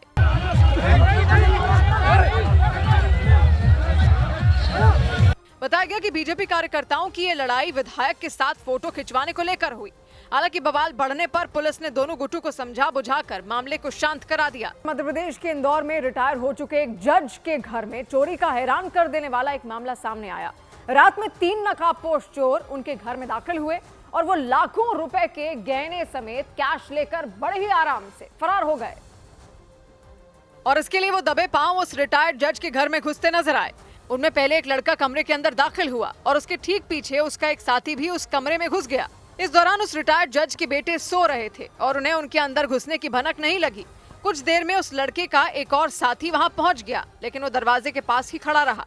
इस दौरान वो लड़का उस कमरे में रखी एक अलमारी को खोलने में जुट गया, जबकि उसका साथी अपने हाथ में लोहे की एक रॉड लेकर वहां मौजूद रहा और कुछ देर में वो लड़का अलमारी खोलने में कामयाब हो गया। लेकिन इसके बाद उसने अपने साथी से लोहे की वो रॉड ले ली और उस रिटायर्ड जज के बेटे के पास जाकर खड़ा हो गया। ऐसा लगा मानो वो किसी भी वक्त उन पर हमला कर देगा। इस बीच उसका साथी उस अलमारी से गहने निकालता नजर आया। हालांकि इस दौरान अलार्म भी बजा, लेकिन उस रिटायर्ड जज के बेटे की नींद नहीं खुली। इसके बाद वो दोनों थोड़ी ही देर में उस अलमारी से गहने और कैश निकालकर फरार हो गए। लूट की यह घटना इंदौर के खुड़ैल इलाके में हुई और इसकी शिकायत मिलने पर पुलिस जांच में जुट गई। इधर पंजाब के लुधियाना में एक वकील और उनके परिवार पर एक आदमी ने तलवार से हमला कर दिया। वो वकील अपनी मोटरसाइकिल पर सवार होकर काम के लिए जा रहे थे, लेकिन घात लगाए हमलावर ने उन पर धावा बोल दिया और उसके हमला करते ही वो अपनी मोटरसाइकिल से नीचे गिर गए। फिर तो उन्होंने उससे बचने के लिए दौड़ लगा दी, लेकिन वो आदमी भी उनके पीछे दौड़ता नजर आया और थोड़ी दूर आगे बढ़ते ही उसने फिर उन पर तलवार से हमला कर दिया। इसके बाद वो जमीन पर गिर गए। उन पर हमला होते देख उनकी पत्नी और उनकी मां उन्हें बचाने के लिए दौड़ पड़ी और भागते हुए उनके पास पहुंच गई, लेकिन हमला कर रहे उस आदमी ने उन्हें भी नहीं बख्शा। उसने उनकी पत्नी पर भी तलवार से कई वार कर दिए और उस वकील की मां ने उस आदमी को रोकने की कोशिश की तो उसने उन पर भी हमला कर दिया। लुधियाना के समराला इलाके में सरेआम तलवारबाजी की घटना हुई। इसमें वो वकील और उनके परिवार के लोग गंभीर रूप से घायल हो गए। उस वकील के मुताबिक उनके पड़ोस में रहने वाले उस आदमी को नशे की लत है और इससे कुछ दिनों पहले उसने गाली गलौज भी की थी। जिसने साडे ते हमला किया इसनू बिहाइंड दी बास रखा जाए, पर ये बाहर आऊगा। अज मैं इहदे हथे चढ़ गया, कल कोई होर। उस वकील ने आशंका जताई कि वो इलाके में किसी और पर भी हमला कर सकता है। ऐसे में उन्होंने पुलिस से उस आदमी के खिलाफ सख्त कार्रवाई की मांग की। उधर बिहार के सुपौल में सांप काटने के बाद इलाज के लिए अस्पताल लाई गई एक लड़की का अस्पताल के अंदर ही झाड़ फूंक करवाए जाने पर बवाल मच गया। घटना तब हुई जब छातापुर थाना इलाके में रहने वाले रविंद्र सरदार नाम की व्यक्ति की 18 साल की बेटी आरती को घर के बाहर सांप ने पैर में डस लिया और इसका पता चलने के बाद आरती को तुरंत उसके परिवार के लोग त्रिवेणीगंज अनुमंडलीय अस्पताल लेकर पहुंचे। लेकिन परिवार के लोग तब परेशान हो गए जब इमरजेंसी में तैनात डॉक्टर अस्पताल में नहीं मिले। डॉक्टर के नहीं मिलने और इलाज में देरी होने पर आरती के परिवार के लोगों ने रजनी देवी नाम की अपने रिश्तेदार को अस्पताल बुला लिया। बताया गया कि रजनी देवी झाड़ फूंक करने का काम करती हैं। अस्पताल पहुंचने के बाद वो इमरजेंसी में ही आरती का इलाज करने में जुट गई। करीब 15 से 20 मिनट तक वो झाड़ फूंक करती रही और तो और पूछने पर उन्होंने झाड़ फूंक करने की बात भी मान ली। तांत्रिक है तो ओटी में झाड़ फूंक करत रही है ना, वो तो नहीं करिए, मुंह देखिए कर एते की करत रही है एते झाड़ दे ओटीए में। घटना बिहार के सुपौल के छातापुर थाना इलाके में हुई। जिस वक्त परिवार के लोग आरती को अस्पताल लेकर आए उस वक्त वहां नीलम कुमारी नाम की नर्स मौजूद थी, लेकिन उन्हें ये तक नहीं पता था कि इमरजेंसी में किस डॉक्टर की ड्यूटी है। इस घटना की जानकारी मिलने के बाद अधिकारियों में हड़कंप मच गया। इधर Shubman Gill ICC player of the month चुने गए। भारतीय टेस्ट क्रिकेट टीम के कप्तान शुभमन गिल को जुलाई महीने का ICC player of the month चुना गया। शुभमन गिल दुनिया के पहले ऐसे खिलाड़ी हैं जिन्हें 4 बार ICC player of the month का खिताब मिला। भारत के तेज गेंदबाज आकाशदीप पर यूपी के परिवहन विभाग ने बिना रजिस्ट्रेशन और नंबर प्लेट की गाड़ी चलाने की वजह से नोटिस जारी कर दिया। आकाशदीप ने रक्षाबंधन के दिन जो कार खरीदी थी वो उन्हें बगैर नंबर प्लेट की डिलीवर की गई थी। इसी वजह से परिवहन विभाग ने आकाशदीप के साथ ही उस कार शोरूम को भी नोटिस जारी कर दिया जहां से उन्होंने कार खरीदी थी। मद्रास हाईकोर्ट ने क्रिकेटर महेंद्र सिंह धोनी के 11 साल पुराने मानहानि के एक मामले में सुनवाई का आदेश सुना दिया। महेंद्र सिंह धोनी ने आईपीएल के फिक्सिंग के मामले में उनका नाम घसीटे जाने के खिलाफ 2 न्यूज चैनल और एक पत्रकार पर 100 करोड़ का मानहानि का केस दायर किया था। मशहूर फुटबॉलर क्रिस्टियानो रोनाल्डो ने अपनी गर्लफ्रेंड जॉर्जिना रॉड्रिगस से सगाई कर ली। जॉर्जिना और रोनाल्डो करीब 9 सालों से एक साथ हैं। क्रिस्टियानो रोनाल्डो 5 बच्चों के पिता हैं। इनमें 2 बच्चे जॉर्जिना के भी हैं। जॉर्जिना ने अपने इंस्टाग्राम पर रोनाल्डो के साथ सगाई का ऐलान किया। इधर दिल्ली में वोटर लिस्ट रिवीजन और चुनाव में वोट चोरी के आरोप लगाते हुए यूथ कांग्रेस ने प्रदर्शन किया। यूथ कांग्रेस के कार्यकर्ताओं ने चुनाव आयोग और बीजेपी पर वोट चोरी का आरोप लगाते हुए एक मार्च निकाला। इस दौरान जब पुलिस ने उन्हें रोकने की कोशिश की तो वहां बवाल मच गया। यूथ कांग्रेस के कार्यकर्ताओं ने पुलिस की तरफ से की गई बैरिकेडिंग लांघने की कोशिश की, लेकिन जैसे ही उन लोगों ने पुलिस का बनाया सुरक्षा घेरा तोड़ा, उन पर एक्शन शुरू हो गया और पुलिस ने यूथ कांग्रेस के उन कार्यकर्ताओं को पकड़ कर बस में बिठाना शुरू कर दिया। उनमें कई कार्यकर्ताओं को हिरासत में ले लिया गया। यूथ कांग्रेस के जो सक्रिय कार्यकर्ता थे, जो बैरिकेड फांद के आगे जाना चाहते थे, उन्हें इन बसों में बैठाकर पुलिस ले जा रही है। इस दौरान कई कार्यकर्ता तो उन बसों की छतों पर चढ़ गए। उन्होंने वहीं से नारेबाजी शुरू कर दी। कई लोग पुलिस से उलझ पड़े। एक महिला कार्यकर्ता तो एक पुलिस वाले से धक्का मुक्की करती नजर आई। हालांकि पुलिस वालों ने उन्हें एक एक कर उन बसों में बिठाना जारी रखा। ये देश की लड़ाई है और ये हम लड़के रहेंगे। इस प्रदर्शन के लिए यूथ कांग्रेस के कार्यकर्ता काले छाते लेकर आए थे, जिन्हें पुलिस वालों ने मरोड़ कर फेंक दिया। लोगों की वोट चोरी करके वो प्रधानमंत्री बने और आज जब हम आवाज उठा रहे हैं तो पैरामिलिट्री वालों को आगे कर रहे हैं। एक दिन पहले राहुल गांधी की अगुवाई में विपक्ष के कई नेताओं ने भी वोटर लिस्ट रिवीजन और चुनाव में वोट चोरी के आरोप लगाते दिल्ली में प्रदर्शन किया था। उसी तरह का प्रदर्शन यूथ कांग्रेस के कार्यकर्ताओं ने भी किया, जिसके बाद उनमें कई लोगों को हिरासत में ले लिया गया। और इस सब के बीच बिहार के मुजफ्फरपुर से नए मतदाता सूची में गड़बड़ी से जुड़ा एक अनोखा मामला सामने आया। अनोखा इसलिए क्योंकि वहां भगवानपुर पंचायत में मौजूद नंदपुरी इलाके में रहने वाले 269 वोटरों के नाम के आगे एक ही पता लिख दिया गया। मतलब ये कि एक ही पते पर 269 लोग रहते हैं। हैरानी की बात यह कि गांव में हर समुदाय के लोग रहते हैं, लेकिन वोटर लिस्ट में हुई गड़बड़ी की वजह से गांव में रहने वाले ज्यादातर वोटरों के नाम के आगे एक ही मकान का पता लिख दिया गया, जिसके बाद पूरे इलाके में हंगामा खड़ा हो गया। इस बात की पड़ताल करने के लिए न्यूज 18 की टीम मुजफ्फरपुर विधानसभा क्षेत्र में मौजूद भगवानपुर इलाके में पहुंची। लोगों से पूछताछ में पता चला कि गांव में हर समुदाय के वोटर हैं, जिनमें 269 वोटरों के नाम के आगे मकान संख्या 27 लिखा है। मतलब ये कि मकान संख्या 27 के पते पर 269 वोटर रहते हैं। ये जो लिस्ट अभी आया है 27 नंबर मकान वाला, जिसमें 269 लोग शामिल है। पूरा गांव का नाम एक ही लिस्ट में, एक ही मकान में रख दिया पूरा। वोटर लिस्ट में हुई इस गड़बड़ी के लिए वहाँ रहने वाले लोगों ने BLO और चुनाव आयोग को जिम्मेदार ठहराया। ये गड़बड़ी चुनाव आयोग का है। 26 दिन में क्या क्या करेंगे। जानकारी के मुताबिक भगवानपुर में सविता कुमारी नाम की BLO ने वोटर लिस्ट तैयार की थी। दावा किया गया कि जब उनसे फोन पर बात करने की कोशिश की गई तो उन्होंने इससे पल्ला झाड़ लिया। बाद में चुनाव निबंधक अधिकारी ने बताया कि गांव में सिर्फ वोटरों की पहचान की गई थी। गृह संख्या तथा अन्य मामले है उसको SIR के दौरान इन मुद्दों पे, इन बिंदुओं पे जांच नहीं होगी। हालांकि दावा किया गया कि मकान संख्या 27 पर जिन 269 लोगों के नाम दर्ज हैं, वो सभी वोटर सही हैं। उधर बिहार के सिवान में फर्स्ट टाइम वोटर के तौर पर रजिस्टर होने वाली मिंता देवी नाम की महिला सुर्खियों में आ गई, क्योंकि पहली बार वोट देने के लिए रजिस्टर हुई मिंता देवी की उम्र वोटर कार्ड में 124 साल दर्ज कर दी गई, जबकि उनकी उम्र 35 साल है। मिंता देवी ने बताया कि वोटर कार्ड बनवाने के लिए उन्होंने अपना आधार कार्ड दिया था, जिसमें उनका जन्म 1990 दर्ज है, यानी उस हिसाब से वोटर कार्ड में उम्र 35 साल ही होनी चाहिए थी। चुनाव आयोग पर वोट चोरी का आरोप लगा रहे विपक्ष ने मिंता देवी के मामले को लपक लिया। विपक्षी सांसदों ने चुनाव आयोग के खिलाफ मोर्चा खोल दिया और मिंता देवी 124 नॉट आउट लिखी हुई टी-शर्ट पहनकर संसद भवन के बाहर प्रदर्शन किया। विपक्षी सांसदों की टी-शर्ट पर मिंता देवी की तस्वीर भी बनी हुई नजर आई। प्रदर्शन कर रहे सांसदों ने चुनाव आयोग और केंद्र सरकार के खिलाफ नारेबाजी की।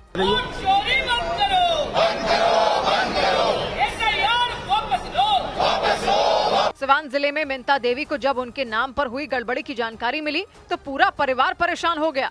मिंता देवी को आप देखने पर आप ये उम्मीद लगा सकते हैं, देखिए ये बैठी हुई हमारे साथ मिंता देवी है, 125 साल की तो कहीं से नहीं लगती है। मिंता देवी ने आरोप लगाया कि BLO या किसी अधिकारी ने बिना सर्वे किए ही उनकी उम्र 124 साल डाल दी। जो बनाने वाला है वो काहे हमको देखा ही नहीं है कि ऐसा डाल दिया।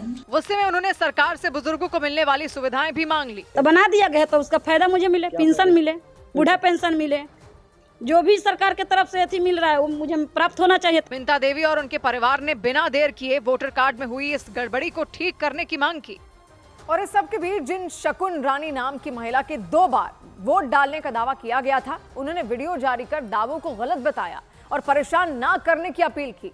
कांग्रेस सांसद राहुल गांधी ने 7 अगस्त को एक प्रेस कॉन्फ्रेंस कर साल 2024 में बेंगलुरु सेंट्रल लोकसभा क्षेत्र की महादेवपुरा विधानसभा सीट पर बड़े पैमाने पर धांधली का आरोप लगाया था। राहुल गांधी ने 72 साल की शकुन रानी की तस्वीर दिखाते हुए ये दावा किया था कि उनके नाम पर चुनाव में 2 जगहों पर वोट डाले गए थे, जबकि शकुन रानी ने दावा किया कि उन्होंने सिर्फ एक ही जगह पर वोट दिया था। लेकिन अब बेवजह उन्हें परेशान किया जा रहा है। 72 साल की शकुन रानी और उनके पति ने एक वीडियो जारी कर परेशान न करने की अपील की। इस तरह से कह के हमें परेशान न करें, प्लीज हमें छोड़ दें। 7 अगस्त को दिल्ली में की गई प्रेस कॉन्फ्रेंस में राहुल गांधी ने चुनाव आयोग पर वोट चोरी के आरोप लगाए थे। राहुल गांधी ने स्क्रीन पर 2024 में हुए लोकसभा चुनाव की वोटर लिस्ट दिखाई थी। उन्होंने उस वोटर लिस्ट में भारी गड़बड़ी और धांधली का आरोप लगाया था। इसी दौरान उन्होंने शकुन रानी की तस्वीर स्क्रीन पर दिखाई थी। उसमें 70 वर्षीय शकुन रानी का भरा हुआ फॉर्म 6 दिखाया गया था। आमतौर पर ये फॉर्म ऐसे युवाओं के लिए होता है जिनका वोटिंग के वक्त तक वोटर कार्ड ना बना हो। First name Shakun, surname Rani, right? Now she has no surname but her first name is Shakun रानी।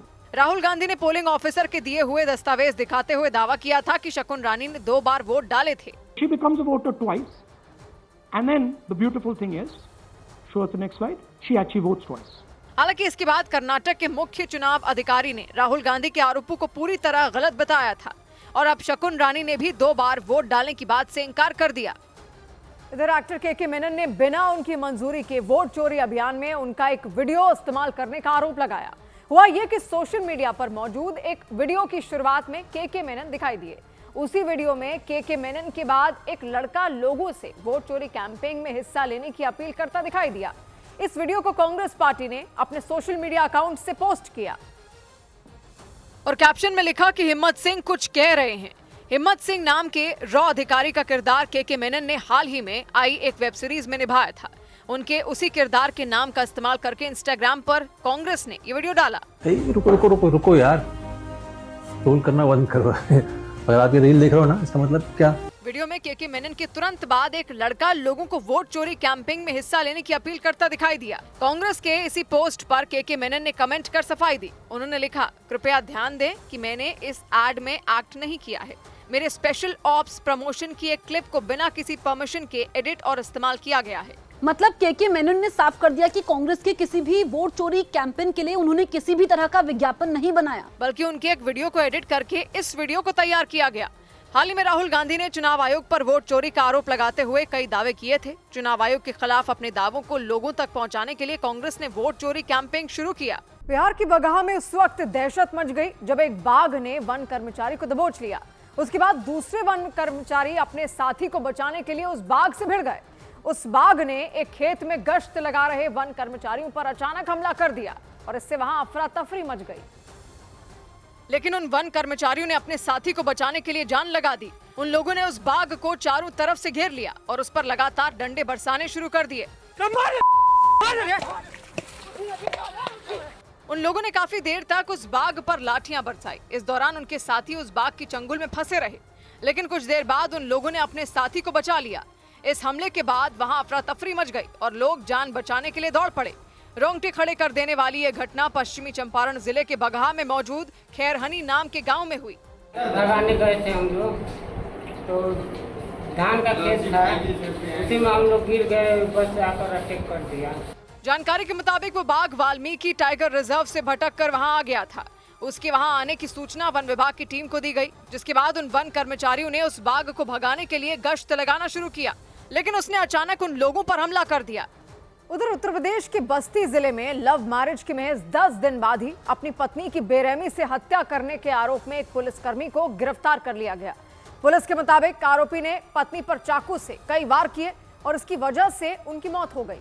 बताया गया कि शादी के बाद से ही उनके रिश्ते खराब होने शुरू हो गए और उन दोनों के बीच रोजाना झगड़े होते थे। लेकिन किसी को भी अंदेशा नहीं था कि ये झगड़ा आगे चलकर हत्या की वजह बन जाएगा। शादी के महज 10 दिन बाद ही घर में इतनी बड़ी घटना हो जाएगी। जानकारी के मुताबिक बस्ती जिले में तैनात सिपाही गामा निषाद ने माया नाम की लड़की से लव मैरिज की थी। पुलिस ने दावा किया कि शादी के बाद से ही उनके बीच लड़ाई झगड़े शुरू हो गए और बात इतनी बिगड़ गई कि गामा निषाद ने गुस्से में आकर चाकू से हमला कर अपनी पत्नी को मौत के घाट उतार दिया। लगातार इन लोगों के बीच में मतभेद चल रहे थे, घर में टेंशन चल रही थी, जिसके वजह से झगड़े हो रहे थे और आज जो है काफी ज्यादा इन लोगों के बीच में झगड़ा हुआ। इस घटना के बाद माया के परिवार वालों का रो रो कर बुरा हाल हो गया। जानकारी मिलते ही वो अपनी बेटी का शव लेने के लिए अस्पताल पहुंच गए। इस बीच पुलिस ने आरोपी पुलिसकर्मी को गिरफ्तार कर लिया। पुलिस के मुताबिक हत्या से पहले भी आरोपी पुलिसकर्मी और उनकी पत्नी के बीच झगड़ा हुआ था। इस बीच गुस्से में आकर आरोपी ने सब्जी काटने वाले चाकू से अपनी पत्नी पर कई वार कर दिए। इसकी वजह से उनके शरीर से इतना खून बह गया कि अस्पताल ले जाने से पहले ही उनकी मौत हो गई। उधर उत्तर प्रदेश के प्रयागराज में समाजवादी पार्टी की तरफ से पीडीए पाठशाला चलाए जाने पर एक सरकारी स्कूल के प्रभारी प्रिंसिपल पर कार्रवाई की गई। शिक्षा विभाग ने उन्हें सस्पेंड करने का आदेश जारी कर दिया। इसके साथ ही जिले के अलग अलग थानों में समाजवादी पार्टी के कुछ नेताओं समेत कई अज्ञात लोगों के खिलाफ एफआईआर भी दर्ज कर ली गई। उन सभी पर सरकारी स्कूलों में अवैध तरीके से पढ़ाने का आरोप लगाया गया। इससे पहले योगी आदित्यनाथ की सरकार ने उन छोटे स्कूलों को बड़े स्कूलों में मिलाने का आदेश दिया था, जिनमें छात्रों की संख्या बहुत कम थी और वहां पढ़ाई के लिए ज्यादा सुविधाएं नहीं थी। लेकिन राज्य सरकार के इस फैसले का विरोध करते हुए समाजवादी पार्टी ने कई जिलों में पीडीए नाम से पाठशाला शुरू कर दी। पीडीए यानी पिछड़ा, दलित और अल्पसंख्यक। इस सारे नारे का इस्तेमाल समाजवादी पार्टी ने चुनाव में भी खूब किया था। और इसी नाम के साथ पार्टी ने प्रयागराज के अलग अलग इलाकों में बच्चों को पढ़ाने का काम शुरू करवा दिया, लेकिन प्रशासन ने इसे अवैध करार देते हुए उन पर कार्रवाई कर दी। इसी कड़ी में प्रयागराज के हंडिया थाना इलाके में मौजूद एक सरकारी स्कूल के प्रभारी प्रिंसिपल को भी सस्पेंड कर दिया गया। पुलिस के मुताबिक सरकार की पाबंदी के बावजूद उस स्कूल में अवैध तरीके से समाजवादी पार्टी के नेता बच्चों को पढ़ा रहे थे। इस मामले में पुलिस ने सख्ती बरतते हुए पार्टी के कई नेताओं और कुछ अज्ञात लोगों के खिलाफ केस दर्ज कर लिया। इसी तरह की कार्रवाई प्रयागराज के कुछ दूसरे स्कूलों में भी की गई, जहां पीडीए पाठशाला का आयोजन किया गया था। इससे पहले राज्य सरकार ने आदेश जारी किया था कि जिन स्कूलों में 50 से कम छात्र पढ़ते हों, उनका मर्जर नजदीक के बड़े सरकारी स्कूलों में कर दिया जाए, ताकि उन बच्चों की पढ़ाई को अच्छी सुविधा मिल सके। उधर साउथ अफ्रीका की क्रिकेट टीम ने करीब 5 साल बाद ऑस्ट्रेलिया को किसी T20 मैच में मात दी। साउथ अफ्रीका की क्रिकेट टीम ने ऑस्ट्रेलिया को दूसरे T20 मुकाबले में 53 रनों से हरा दिया। दक्षिण अफ्रीका ने इससे पहले आखिरी बार ऑस्ट्रेलिया को 2020 में कोई T20 मुकाबले में हराया था। इस जीत के साथ दक्षिण अफ्रीका ने 3 मैचों की सीरीज में 1-1 की बराबरी कर ली। इस T20 मुकाबले में दक्षिण अफ्रीका के बल्लेबाज डीवॉल्ड ब्रेविस ने तूफानी बैटिंग करते हुए 56 गेंदों में 125 रन बनाए। उन्होंने सिर्फ 41 गेंदों में अपना पहला शतक जड़ा, जिसके दम पर दक्षिण अफ्रीका ने ऑस्ट्रेलिया को 219 रनों का टारगेट दिया। इसके बदले में ऑस्ट्रेलिया 165 रनों पर सिमट गई। बिहार सरकार ने मृत्यु प्रमाण पत्र बनवाने की प्रक्रिया को आसान कर दिया। सरकार ने गांव के मुखिया और सरपंच को मृत्यु प्रमाण पत्र जारी करने का अधिकार दे दिया। ये बदलाव विशेष तौर पर राजस्व महाअभियान को देखते हुए किया गया, ताकि जमीन विवाद से जुड़े बंटवारा और नाम बदलवाने की प्रक्रिया में तेजी आ सके। अमेरिका के मोंटेना में छोटे आकार वाले एक विमान की लैंडिंग के दौरान रनवे के पास खड़े विमान से टक्कर हो गई। इस भिड़ंत से वहां भीषण आग लग गई। हालांकि गनीमत ये रही कि इस हादसे में कोई भी घायल नहीं हुआ। महाराष्ट्र के वाशिम के मालेगांव इलाके में कपड़े की एक दुकान में भीषण आग लगने से अफरा तफरी मच गई। आग लगने की वजह से दुकान में रखे कई सामान जलकर राख हो गए और इस वजह से लाखों का नुकसान हो गया। सूचना मिलते ही दमकल विभाग की टीम आग पर काबू पाने की कोशिश में जुट गई। इधर उत्तर प्रदेश की मेरठ में 2 लोगों को बेल्ट से बुरी तरह पीटने के मामले में एक कारोबारी को गिरफ्तार कर लिया गया। जिन लोगों को पीटा गया वो उसी कारोबारी के यहाँ काम करते हैं। आरोप लगा कि तनख्वाह मांगने पर कारोबारी ने अपने ही कर्मचारियों की पिटाई कर दी, और पिटाई भी ऐसी कि उन पर बेल्ट से ताबड़तोड़ वार किए गए। सोफे पर बैठा कर्मचारी हमले को रोकने की कोशिश करता दिखा, लेकिन कारोबारी के सिर पर तो जैसे खून सवार हो। वो काफी देर तक रुका ही नहीं।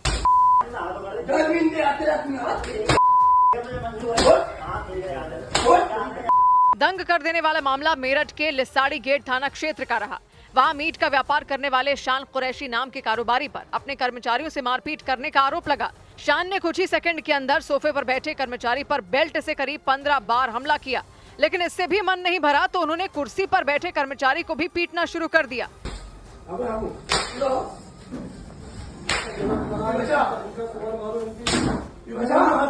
जिस कमरे में मारपीट चल रही थी वहां कई दूसरे भी लोग मौजूद थे, लेकिन किसी की भी हिम्मत नहीं हुई कि वो कारोबारी को रोक सके। जो व्यक्ति पिट रहे हैं इनके द्वारा अपने सैलरी मांगी जा रही थी और सैलरी को लेकर इनके आपस में बहस नहीं हुई। इसके बाद जो मीट ये व्यापारी है शान, उसने इनके साथ मारपीट की। पुलिस ने आरोपी कारोबारी के खिलाफ केस दर्ज कर उसे गिरफ्तार कर लिया। उधर राजस्थान के झुंझुनू में एक दुकानदार से मारपीट करने के मामले में एक एएसआई पर कार्रवाई की गई। जिले के एसपी ने डीएसपी स्तर के एक अधिकारी को मामले की जांच सौंप दी और तब तक आरोपी पुलिसकर्मी को लाइन हाजिर कर दिया गया। जानकारी के मुताबिक रेलवे स्टेशन के नजदीक किसी मामूली बात पर एएसआई का गुस्सा दुकानदार पर फूट पड़ा था और उन्होंने डंडे से उनकी जमकर पिटाई कर दी। मारपीट का आरोप एएसआई ओम प्रकाश पर लगाया गया। वो बेहद गुस्से में दिखाई दिए। उन्होंने दुकानदार को इतना पीटा कि वो बचने के लिए अपनी दुकान के अंदर चले गए।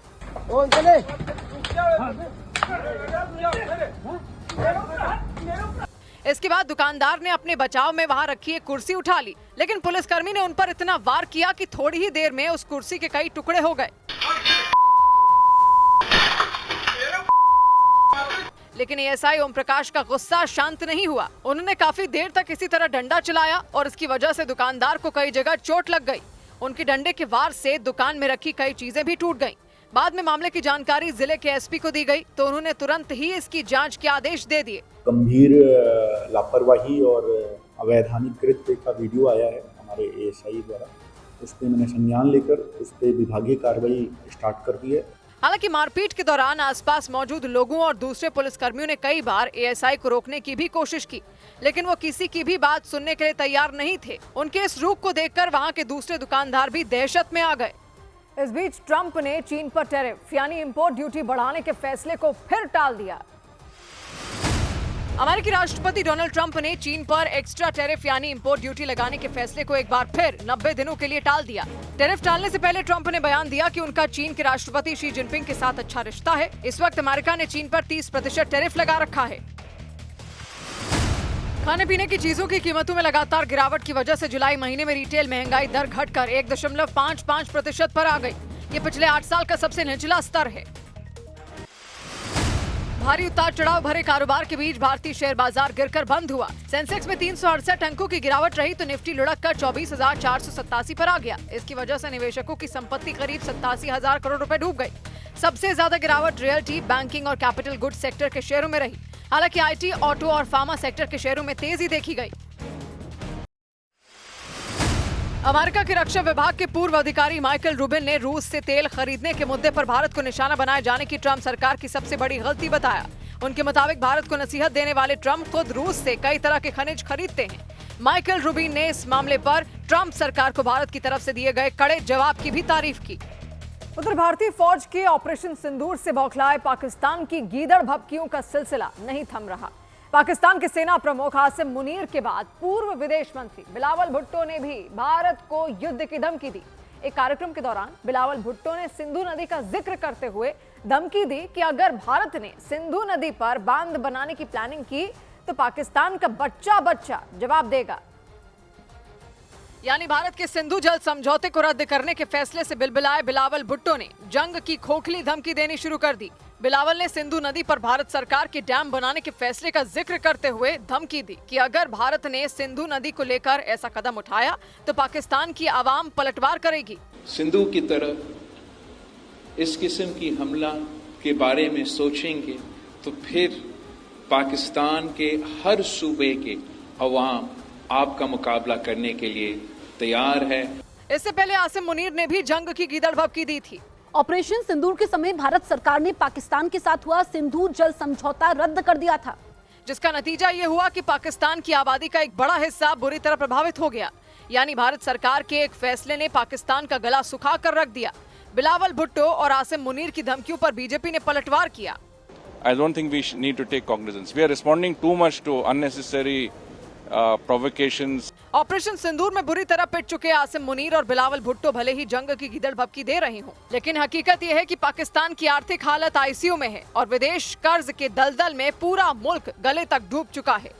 इधर यूपी के देवरिया में सड़क हादसे के बाद आग लगने से अफरा तफरी मच गई। उत्तर प्रदेश के देवरिया में दो मोटरसाइकिलों के बीच हुई जोरदार टक्कर के बाद आग लग गई। बताया गया कि उनमें एक मोटरसाइकिल सवार ज्वलनशील पदार्थ लेकर जा रहा था और उसी वजह से टक्कर के बाद आग भड़क गई। राहत की बात यह रही कि इसमें किसी के घायल होने की खबर सामने नहीं आई। उत्तर प्रदेश के झांसी में शराब पीने के लिए 300 रुपए नहीं देने पर नरेश नाम के व्यक्ति की पीट कर हत्या कर दी गई। पुलिस के मुताबिक गोलू नाम के आरोपी ने शराब पीने के लिए नरेश से पैसे मांगे थे। आरोप लगा कि जब नरेश ने पैसे नहीं दिए तो गोलू ने उनकी पिटाई शुरू कर दी। दावा किया गया कि गोलू ने उनके सीने पर ईंट से वार किया, जिससे उनकी मौत हो गई। उत्तर प्रदेश के गोंडा में एक रिहायशी इलाके में बनी दुकानों की छत पर एक सांड के चढ़ जाने से अफरा तफरी मच गई। वो सांड छत पर तो किसी तरह चढ़ गया, लेकिन उसे उतरने का रास्ता नहीं मिला। उसकी वजह से काफी देर तक इलाके के लोग दहशत में रहे। बाद में नगर पालिका की टीम ने कड़ी मेहनत के बाद उसे नीचे उतारा। बिहार के नवादा में पुलिस ने लूटपाट और गोलीबारी करने के एक आरोपी को मुठभेड़ के दौरान गिरफ्तार करने का दावा किया। वहां हिसुआ थाने की पुलिस ने बताया कि आरोपी ने अपने 2 साथियों के साथ मिलकर एक घर में लूटपाट की कोशिश की थी। मुठभेड़ में घायल हुए आरोपी को अस्पताल में भर्ती करवा दिया गया। मुठभेड़ हुआ था, पुलिस पर गोली चलाया, उस जवाब में फायर हुआ। ठीक है, चोट लगा, पुलिस पर गोली चलाया। उधर राजस्थान के झुंझुनू में एक मंदिर के चढ़ावे की गिनती के दौरान लूट की कोशिश की खबर से हड़कंप मच गया। मंदिर ट्रस्ट के अध्यक्ष के मुताबिक वहां चढ़ावे की गिनती की जा रही थी। इसी बीच 2 गाड़ियों में सवार होकर कई लोग वहां पहुंचे और जबरन मंदिर परिसर में दाखिल हो गए। आरोप लगा कि वो मंदिर में चढ़ाए गए रुपए और सोना चांदी लूटने के लिए वहां पहुंचे थे, लेकिन मंदिर ट्रस्ट के अध्यक्ष ने पुलिस को इसकी जानकारी दे दी। बताया गया कि उन लोगों को इसकी भनक लग गई और वो मंदिर परिसर से भाग निकले, लेकिन मंदिर परिसर के बाहर निकलते वक्त वो लोग पत्थर फेंकते नजर आए। वहां वो लोग काफी देर तक पत्थर बरसाते दिखाई दिए। आरोप लगा कि उन्होंने देई माई मंदिर ट्रस्ट के सदस्यों पर पत्थर फेंके। इस दौरान उनके हाथों में डंडे भी दिखाई दिए, लेकिन पत्थरबाजी करने के कुछ देर बाद वो लोग अपनी गाड़ियों में सवार हुए और वहां से फरार हो गए। झुंझुनू के सिंगाना इलाके में देई माई मंदिर में चढ़ावे की गिनती की जा रही थी। तभी वो लोग मंदिर परिसर में दाखिल हो गए, लेकिन उनके घुसते ही मंदिर ट्रस्ट के अध्यक्ष ने पुलिस को उनके बारे में जानकारी दे दी। अंदर वाला गेट हमने बंद कर दिया था जो लोहे का है, वो उसको मारने लग गए और बोले वो पेटियां उठाओ, ऐसे करो, वैसे करो। तो फिर हम सबने काउंटिंग कार्य छोड़ के उनका काफी देर मुठभेड़ हुई, सामना किया। मंदिर ट्रस्ट के अध्यक्ष के मुताबिक वो लोग 2 दिन पहले भी मंदिर में आए थे और उन्होंने वहां रेकी की थी। बताया गया कि पुलिस को जानकारी देने के बाद मंदिर ट्रस्ट के सदस्यों ने हिम्मत दिखाई और उन लोगों को खदेड़ दिया। उन्होंने उनकी लूट की कोशिश को नाकाम कर दिया, लेकिन इससे भड़के उन लोगों ने उन पर पत्थरबाजी कर दी।